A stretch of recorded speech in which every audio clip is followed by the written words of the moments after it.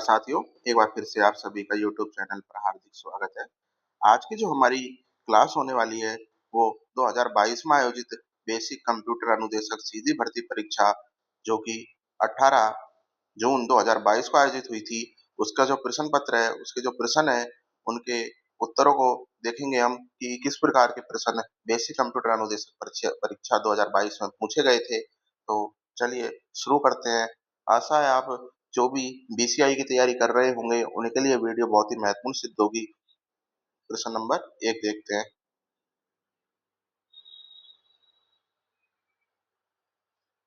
प्रश्न number 1, gentleman agreement के संबंध में निम्नलिखित में से कौन सा कथन सत्य नहीं है? तो साथियों, बीसीआई 2022 का जो पहला प्रश्न हो जाएगा वो हो जाएगा कि जेंटल एग्रीमेंट के संबंध में कौन सा कथन सही नहीं है, मतलब कौन सा कथन गलत है, हमें वो देखना है।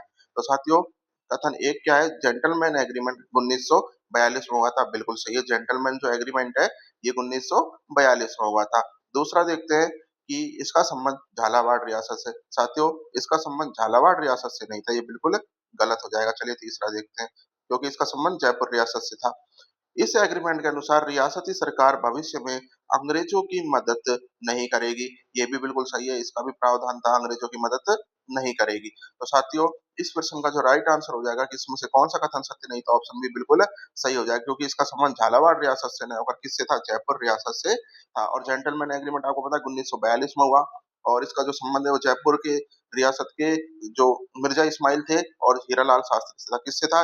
हीरालाल शास्त्री व मिर्जा इस्माइल से। और ये जयपुर में हुआ था, झालावाड़ रियासत से इसका कोई संबंध नहीं था। चलिए अगला प्रश्न देखते हैं। क्वेश्चन नंबर 2, प्राचीन ऐतिहासिक स्थल आश्रय पट्टन की आधुनिक पहचान। तो साथियों, जो प्राचीन ऐतिहासिक स्थल है आश्रय पट्टन, इसको आधुनिक वर्तमान में किस नाम से जाना जाता है? तो साथियों, आश्रय पट्टन को वर्तमान में झालरा पाटन के नाम से जाना जाता है। तो ऑप्शन ए बिल्कुल सही हो जाएगा। किसके नाम से जाना जाता है? झालरा पाटन के नाम से जाना जाता है। चलिए अगला प्रश्न देखते हैं। प्रश्न नंबर 3, 17वीं शताब्दी के सिसोदिया राठौड़ गठबंधन में मेवाड़ का शासक कौन था? तो साथियों, जो 17वीं शताब्दी थी उस समय सिसोदिया और राठौड़ गठबंधन के समय मेवाड़ के शासक कौन थे? तो मेवाड़ के शासक थे महाराणा राज सिंह फर्स्ट। तो ऑप्शन भी बिल्कुल सही हो जाएगा। कौन थे? महाराणा राज सिंह फर्स्ट उस समय शासक थे। चलिए अगला प्रश्न देखते हैं।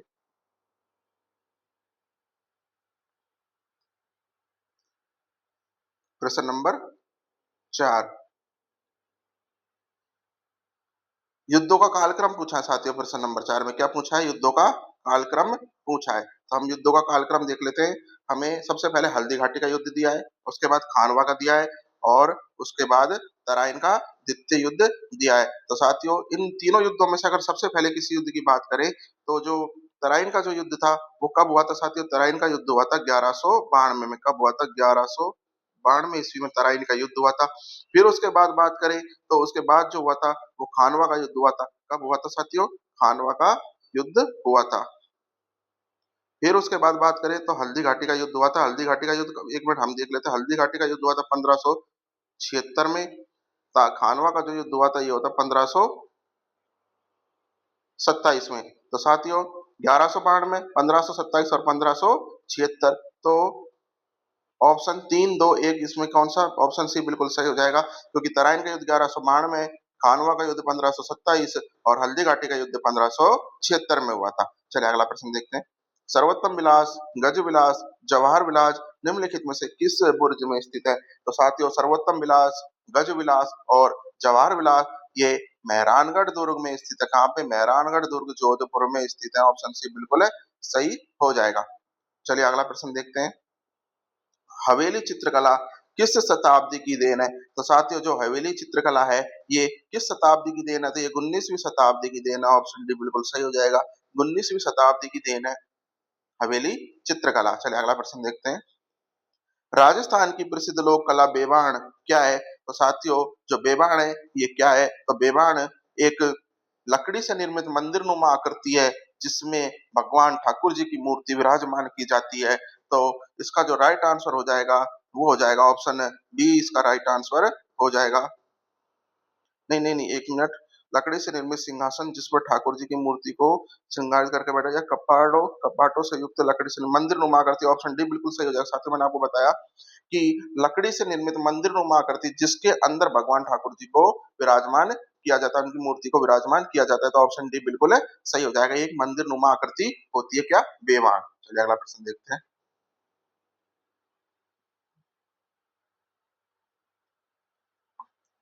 अगला हमारा प्रश्न हो जाएगा कि जो आभूषण से संबंधित है, दामना आभूषण शरीर के किस भाग में पहना जाता है? तो साथियों आपको अच्छे से पता होना चाहिए कि सारे आभूषण आपको याद होने चाहिए, क्योंकि आभूषणों से संबंधित प्रश्न राजस्थान हर प्रतियोगिता परीक्षा में पूछा जाता है। तो यहाँ पे दामना पूछा है, तो दामना अंगुली में पहना जाता है, तो साथियों ऑप्शन ए बिल्कुल सही हो जाएगा। दामना का संबंध किससे? उंगली से इसका संबंध हो जाएगा। अगला प्रश्न देखते हैं।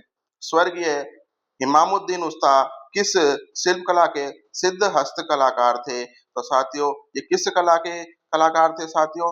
तो ये उस्ता कला के कलाकार थे। किसके? उस्ता कला के कलाकार थे स्वामी स्वर्गीय इमामुद्दीन उस्ता। और इनका जो संबंध है वो कहाँ से हो जाएगा? उस्ता कला का जो संबंध है वो कहाँ से हो जाएगा? बीकानेर से हो जाएगा। कहाँ से हो जाएगा? बीकानेर से हो जाएगा। चलिए अगला प्रश्न देखते हैं। विवाह के दूसरे दिन वर पक्ष द्वारा नव दंपति को के लिए आशीर्वाद समारोह व प्रीति भोज को क्या कहते हैं साथियों? तो विवाह के दूसरे दिन वर पक्ष द्वारा नव दंपति के लिए आशीर्वाद व प्रीति भोज को क्या कहते हैं? आशीर्वाद समारोह प्रीति भोज को तो उसको बड़ार कहा जाता है। क्या कहा जाता है साथियों? बड़ार कहा जाता है। ऑप्शन बी बिल्कुल है सही हो जाएगा। चलिए अगला प्रश्न देखते हैं। मारवाड़ का भूला बिसरा नायक किसे कहा जाता है साथियों? बहुत ही अच्छा प्रश्न है।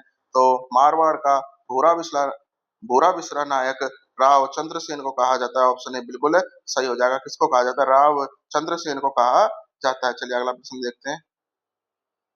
किस विद्वान ने अपनी पुस्तक राजपूत पेंटिंग्स में राजस्थानी चित्र शैलियों का वैज्ञानिक विभाजन किया? साथियों जो राजस्थानी चित्र शैली का वैज्ञानिक विभाजन राजपूत पेंटिंग में किसने किया है? तो साथियों इस प्रश्न का जो राइट आंसर हो जाएगा वो हो जाएगा ऑप्शन बी, आनंद कुमार स्वामी ने किया। किसने किया? आनंद कुमार स्वामी ने किया है। चलिए अगला प्रश्न देखते हैं।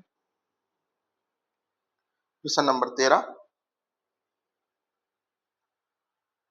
साथियों यहाँ पे हमें संस्था दी है और उनके संस्थापक दिए हैं, तो हमें संस्था को उनके जो संस्थापक है उसे सुमेलित करना है। तो सबसे पहले राजस्थान सेवा संघ दिया है साथियों। तो आपको पता है कि जो राजस्थान सेवा संघ था इसके जो संस्थापक थे वो कौन थे? विजय सिंह पथिक थे। तो ऑप्शन ए किससे सम्मिलित हो जाएगा? तो एक में क्या आएगा? ए में एक आ जाएगा। अब हमें ए में एक किस में दिया है? ए में दिया है, डी में दिया है, तो हमें सिर्फ ए और डी, बी और सी बिल्कुल खत्म कर देते हैं। अगला देखते हैं। देश हितैषणी सभा। तो देश हितैषणी सभा के जो संस्थापक थे वो कौन थे? महाराजा सज्जन सिंह थे। तो ऑप्शन बी में क्या हो जाएगा? महाराजा सज्जन सिंह। ऑप्शन बी में 4 आ जाएगा। तो साथियों बी में 4 इसमें आ रहा है, तो यही हमारा राइट ऑप्शन हो जाएगा। और वीर भारत सभा की स्थापना पूछे तो वीर भारत सभा की स्थापना किसने की थी? केसरी सिंह बारहट ने की थी। और सर्व हितैषणी सभा की स्थापना किसने की थी? स्वामी गोपाल दास ने की थी। किन्होंने की थी? सर्व हितैषणी सभा की स्थापना स्वामी गोपाल दास ने की थी। तो ऑप्शन ए बिल्कुल इस प्रश्न का राइट आंसर हो जाएगा। चलिए अगला प्रश्न देखते हैं। निम्नलिखित में से कौन सा युग्म जो कि पुस्तक और लेखक का युग्म है असंगत है? साथियों असंगत युग्म हमें चुनना है, तो देखते हैं। देश दर्पण के जो लेखक है वो शंकरदान सामोर है, ये बिल्कुल सही हो जाएगा। देश दर्पण के लेखक शंकरदान सामोर है। सूरज प्रकाश के लेखक कौन है? कर्णीदान है, बिल्कुल सही है। सूरज प्रकाश के लेखक भी कर्णीदान है। किरतार बावनी के लेखक कौन है? ईसर दास है, बिल्कुल सही है। किरतार बावनी के लेखक भी ईसर दास हो जाएंगे। और जो रघुनाथ रूपक दिए साथियों, रघुनाथ रूपक के लेखक कौन दिए गए हैं? मंछाराम सेवक दिए गए हैं। तो इसके जो लेखक है वो मंछाराम सेवक नहीं होके कौन हो जाएंगे साथियों? इसके जो लेखक है रघुनाथ रूपक के मच्छाराम है। कौन है? रघुनाथ रूपक के लेखक मच्छाराम है। तो इस प्रश्न का जो राइट आंसर है ऑप्शन डी हो जाएगा। रघुनाथ रूपक के लेखक मच्छाराम, देश दर्पण के शंकरदान सामू और सूरज प्रकाश के खंडीदान और किरतार बावनी के कवि ईसरदास। चलिए अगला प्रश्न देखते हैं। प्रश्न नंबर 15। निम्नलिखित में से कौन सा युग्म सुमेलित नहीं है? साथियों हमें यहाँ पुराई स्थल दिए हैं और उनका स्थान दिया है, तो हमें असंगत युग्म को चुनना है। किसको चुनना है? यो असंगत युग्म को चुनना है। तो साथियों जो सुनारी सभ्यता है ये झुंझुनू में स्थित है, बिल्कुल सही हो जाएगा। सुनारी सभ्यता कहाँ पे स्थित है? झुंझुनू में स्थित है। गिलुंड राजसमंद में स्थित है, बिल्कुल सही है। गिलुंड भी कहाँ पर स्थित है? राजसमंद में स्थित है। Option C Oceania. ओजियाना कहाँ पे स्थित है? चित्तौड़गढ़ दे रखा है, चित्तौड़गढ़ में स्थित नहीं है, ये बिल्कुल गलत हो जाएगा क्योंकि ओजियाना सभ्यता कहाँ पे स्थित है? भीलवाड़ा जिले में स्थित है। कौन से जिले में स्थित है? भीलवाड़ा जिले में स्थित है। और जोधपुरा सभ्यता जयपुर में स्थित है, तो ऑप्शन डी भी बिल्कुल सही था। अगर इस प्रश्न का राइट आंसर पूछा जाए कि असंगत युग्म कौन सा है, तो ऑप्शन सी ओजियाना, जो कि भीलवाड़ा में स्थित है, चित्तौड़गढ़ में नहीं। अगला प्रश्न देखते हैं, निम्नलिखित में से कौन सा युग्म सुमेलित नहीं है? साथियों, मुद्राएं दी हैं और रियासत दी है, तो इन मुद्राओं का जो रियासत से संबंध नहीं है तो वो देखना है। तो अक्केशाही जो है ये जैसलमेर से संबंधित थी, बिल्कुल सही हो जाएगा। अक्केशाही कहाँ से संबंधित थी? जैसलमेर से। झाड़साई कहाँ से संबंधित थी? जयपुर से संबंधित थी, बिल्कुल सही है, झाड़साई भी बिल्कुल सही है। और विजयशाही कहाँ से संबंधित थी? बीकानेर। तो साथियों, विजयशाही बीकानेर से संबंध नहीं थी। विजयशाही कहाँ से संबंधित थी? विजयशाही जोधपुर से संबंधित थी। कहाँ से संबंधित? जोधपुर से। और जो गजशाही है ये कहाँ से संबंधित थी? जोधपुर से। तो ये भी बिल्कुल है सही हो जाएगा। तो इसका जो राइट आंसर है वो ऑप्शन सी विजयशाही बीकानेर से संबंधित ना होकर ये कहाँ से संबंधित थी? जोधपुर से संबंधित थी। अगला प्रश्न देखते हैं, रामस्नेह संप्रदाय के रैण शाखा के प्रवर्तक कौन थे? तो साथियों, रैण जो कि नागौर में स्थित है, इसकी शाखा के प्रवर्तक थे संत दरियाव जी। ऑप्शन बी बिल्कुल सही हो जाएगा। रामस्नेह संप्रदाय की रैण शाखा के प्रवर्तक संत दरियाव जी थे। चलिए अगला प्रश्न देखते हैं, लोक कला मंदिर कहाँ पर स्थित है? प्रश्न नंबर 18। तो साथियों, जो लोक कला मंदिर है ये उदयपुर जिले में स्थित है। कहाँ पे स्थित है? उदयपुर जिले में स्थित है। और भारतीय लोक कला मंडल भी कहाँ पर स्थित है? उदयपुर जिले में स्थित है। ऑप्शन ए बिल्कुल सही हो जाएगा। चलिए अगला प्रश्न देखते हैं, आबानेरी के संदर्भ में निम्नलिखित में से कौन से विकल्प सही है? साथियों, तो आबानेरी के संबंध में जो विकल्प सही है वो देखने कौन कौन से हैं। यहाँ निर्मित हर्षद माता का मंदिर प्रतिहारों के सामंत चौहानों ने बनवाया था। तो साथियों, प्रतिहारों के सामंत चौहानों ने बनवाया था। दूसरा देखते हैं, यहाँ की चांद बावड़ी विश्व प्रसिद्ध है। यहाँ पिपलाद माता का मंदिर प्रसिद्ध है। तो साथियों, यहाँ का जो इसका जो राइट आंसर हो जाएगा, ऑप्शन एक भी बिल्कुल सही है और ऑप्शन दो भी बिल्कुल सही है, लेकिन ऑप्शन सी इसका बिल्कुल गलत है क्योंकि यहाँ पे हर्षद माता का मंदिर है। किनका मंदिर है? हर्षद माता का मंदिर है। तो ऑप्शन एक और दो बिल्कुल सही हो जाएंगे, तो ऑप्शन बी बिल्कुल सही हो जाएगा। अगला प्रश्न देखते हैं, कुवलय माला में राजस्थान की कितनी भाषाओं का उल्लेख है? तो साथियों, जो कुवलय माला है इसमें राजस्थान की 18 भाषाओं का उल्लेख है। कितनी भाषाओं का उल्लेख है? 18 भाषाओं का उल्लेख किसमें है? कुवलय माला में है। राजस्थान में बेटी बचाओ बेटी पढ़ाओ अभियान के ब्रांड एम्बेसडर कौन है? तो साथियों, उस समय राजस्थान में बेटी बचाओ बेटी पढ़ाओ अभियान की जो ब्रांड एम्बेसडर थी वो कौन थी? अवनी लेखरा थी। ऑप्शन भी बिल्कुल सही हो जाएगा। अगला प्रश्न देखते हैं, विवान कपूर किस खेल से संबंधित है? तो साथियों, विवान कपूर का संबंध जिस खेल से है तो वो है राइफल शूटिंग से। ऑप्शन भी बिल्कुल सही हो जाएगा। चलिए अगला प्रश्न देखते हैं,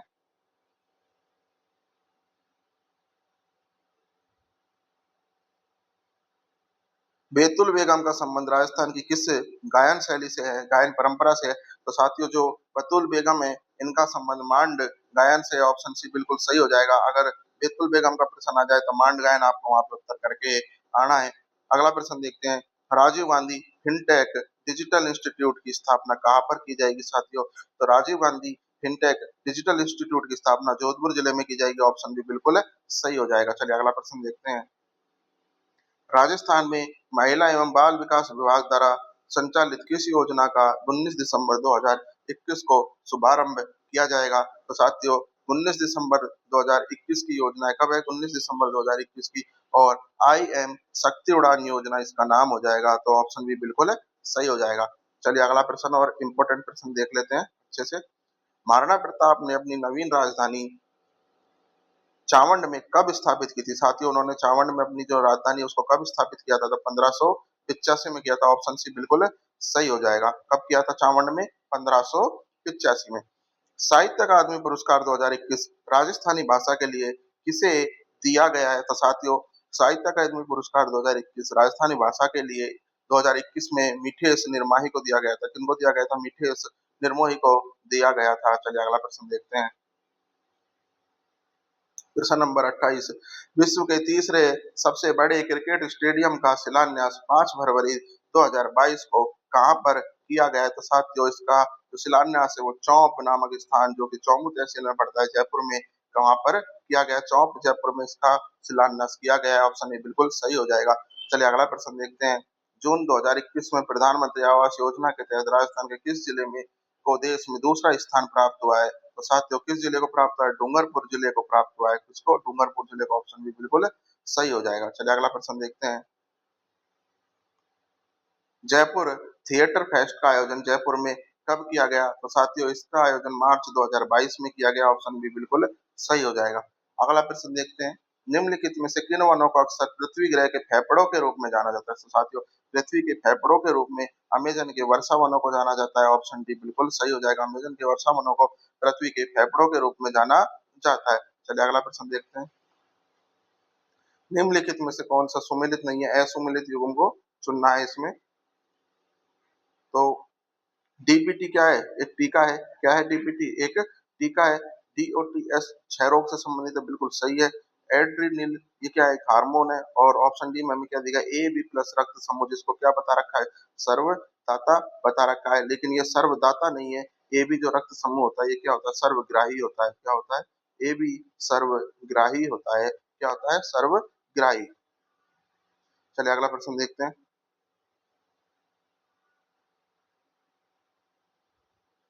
कौन सा राजस्थान का सबसे बड़ा तापीय विद्युत ग्रह है?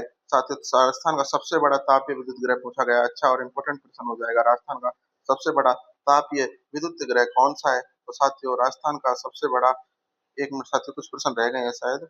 हमने यहाँ पे क्वेश्चन नंबर 32 तक किया था। 32 के बाद 33वां प्रश्न कहाँ गया? एक मिनट। हाँ अब यहाँ से करना है हमें। प्रश्न नंबर 33 देख लेते हैं। अग्नाशय रस में कौन सा एंजाइम होता है जो इम्प्लीफाइड वसा को तोड़ता है? साथियों तो इम्प्लीफाइड वसा को तोड़ता है ऐसा कौन सा एंजाइम होता है? तो इस प्रश्न का राइट आंसर हो जाएगा लाइपेज। ऑप्शन ए बिल्कुल सही हो जाएगा। लाइपेज होता है जो इम्प्लीफाइड वसा को तोड़ता है। अगला प्रश्न देखते हैं। पृथ्वी का जो पलायन वेग है इससे संबंधित पूछा गया है। तो पृथ्वी का पलायन वेग कितना हो जाएगा? पृथ्वी का जो पलायन वेग है ये 11.2 किलोमीटर सेकंड है। कितना है? 11.2 किलोमीटर सेकंड है। चलिए अगला प्रश्न देखते हैं। मानव शरीर में किस हार्मोन को आपातकालीन हार्मोन के रूप में जाना जाता है? तो साथियों अगर आपातकालीन हार्मोन के रूप में बात करें तो एड्रेनलिन को जाना जाता है। ऑप्शन सी बिल्कुल सही हो जाएगा। एड्रेनलिन को आपातकालीन हार्मोन के रूप में जाना जाता है। अगला प्रश्न देखते हैं। क्लोन किया जाने वाला पहला स्तनपायी कौन था? तो साथियों क्लोन किया जाने वाला पहला स्तनपायी भेड़ था। और उसका नाम पूछ लिया जाए तो डॉली भेड़ था। क्या था? डॉली भेड़ उसका नाम रखा गया था। अगला प्रश्न देखते हैं। निम्न में से कौन सा एक प्रति ऑक्सीकारक नहीं है? साथियों तो प्रति ऑक्सीकारक हमसे पूछा गया है कि कौन सा नहीं है। तो प्रति ऑक्सीकारक नहीं है ये हो जाएगा एस्पा एस्पार्टेम। साथियों एस्पार्टेम क्या हो जाएगा? ये ऑक्सीकारक नहीं है क्योंकि एक कृत्रिम स्वीटनर है। क्या है साथियों? कृत्रिम आर्टिफिशियल आर्टिफिशियल स्वीटनर ये है। तो ये ऑक्सीकारक नहीं है। चलिए अगला प्रश्न देखते हैं। रक्तचाप और उल्टी जैसी अनैच्छिक क्रियाओं को पश्च मस्तिष्क के किस भाग के द्वारा नियंत्रित किया जाता है? तो साथियों रक्तचाप और उल्टी जैसी जो अनैच्छिक क्रिया है इसको रक्त मस्तिष्क के कौन से भाग के द्वारा नियंत्रित किया जाता है? तो साथियों इसको मेडुला ऑब्लागेटा के द्वारा नियंत्रित किया जाता है। तो ऑप्शन ए बिल्कुल सही हो जाएगा। मेडुला ऑब्लागेटा के द्वारा। चलिए अगला प्रश्न देखते हैं।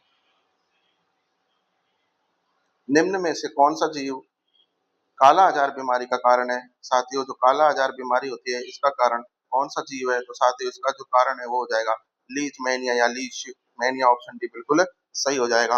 अगला प्रश्न देखते हैं। Question number 40। मानव शरीर का सबसे कठोरतम भाग कौन सा होता है? साथियों जो मानव शरीर है इसका जो सबसे कठोरतम भाग होता है वो दांतों का इनेमल होता है। ऑप्शन सी बिल्कुल सही हो जाएगा। चलिए अगला प्रश्न देखते हैं।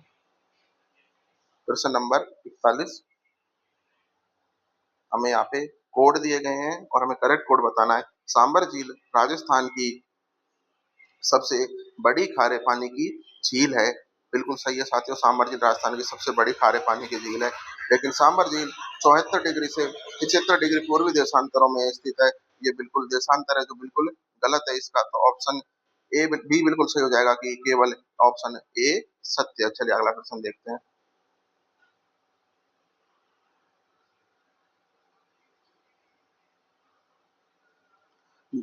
कौन सा राजस्थान का सबसे बड़ा तापीय विद्युत ग्रह है? तो साथियों राजस्थान का सबसे बड़ा जो तापीय विद्युत ग्रह हो जाएगा ये सूरतगढ़ थर्मल पावर प्लांट जो कि सूरतगढ़ तहसील गंगानगर जिले में स्थित है। ऑप्शन ए बिल्कुल सही हो जाएगा। चलिए अगला प्रश्न देखते हैं। भाखड़ा नहर परियोजना के बारे में कौन सा कथन सत्य है? साथियों जो भाखड़ा नहर नहर परियोजना है इसके बारे में कौन सा कथन असत्य है वो हमें देखना है। हमें यहाँ 4 कथन दिए गए हैं, तो हमें देखने की कौन-कौन से कथन इसमें से सत्य हैं। यह पंजाब, हरियाणा और राजस्थान की संयुक्त परियोजना है, बिल्कुल सही है। इससे हनुमानगढ़ जिले को सिंचाई की सुविधा प्राप्त होती है, बिल्कुल सही है।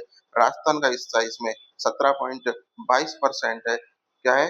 राजस्थान का हिस्सा इसमें 17.22% और यह 2.3 लाख हेक्टेयर कृषिगत भूमि को सिंचित करती है। तो साथियों ऑप्शन ए, बी और डी तो यहाँ पे बिल्कुल सही हो जाएंगे, लेकिन जो ऑप्शन सी है ये सही नहीं होगा, क्योंकि इसका जो हिस्सा है राजस्थान में वो कितना है? इसका हिस्सा लगभग 15.22% इसका हिस्सा है। कितना? 15.22% इसका हिस्सा है। तो इसके बारे में जो कथन सत्य है वो हो जाएगा ए, बी और डी हो जाएगा। चलिए अगला प्रश्न देखते हैं।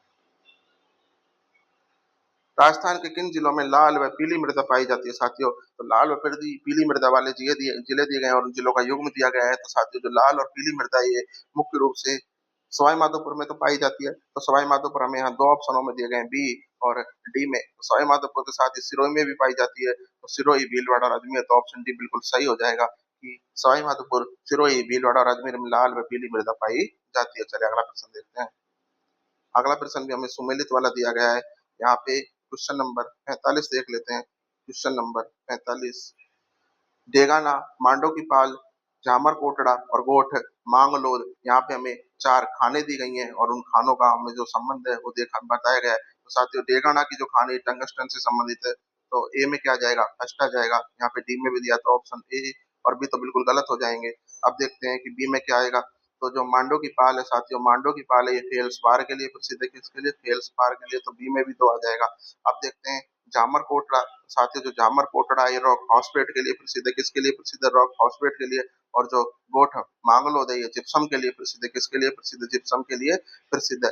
तो ए में क्या जाएगा? एक आ जाएगा। बी में क्या जाएगा? 2 आ जाएगा। और सी में क्या आ जाएगा साथियों? सी में 3 आ जाएगा। और डी में क्या आ जाएगा साथियों? 4। तो ऑप्शन डी बिल्कुल इसका सही हो जाएगा। ऑप्शन ए, बी, सी बिल्कुल गलत और ऑप्शन डी बिल्कुल सही हो जाएगा। चलिए अगला प्रश्न देखते हैं।